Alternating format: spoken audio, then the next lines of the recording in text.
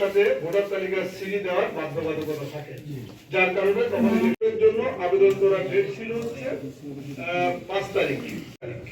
এই 5 তারিখের মধ্যে যারা আবেদন করবে এই সেক্ষেত্রে আমাদের যে ভোট গ্রহণকারী কর্মকর্তা তাদের কাছে কিন্তু ওয়ার্ডার হেল্প দিতে পারে, যে চেক করে দিতে পারে যে আসলে উনি যে আবেদন করেছে আপনারা যেটা ভালো বিবেচনা করবেন সেটাই আপনারা করতে পারবেন।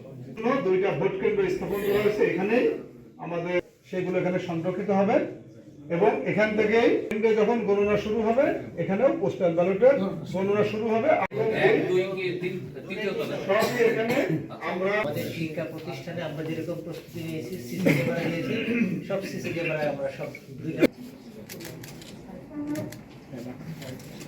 জি ধন্যবাদ। কি হলো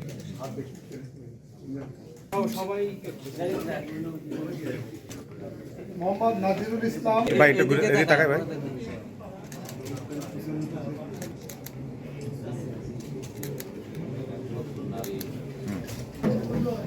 প্রার্থীর মধ্যে ট্রান্সপারেন্সির জায়গায় বিন্দু মাত্র কি কোশ্চেন করুন সেটা আমরা ইউজ করতে পারি। আর মার্ক কিন্তু ভোটার তালিকা রাখবে। ওনারা যদি এক্সিস্টিং আমরা এত টাকা ব্যয় করে একটা ভোটার তালিকা প্রিন্ট করে ফেলেছি।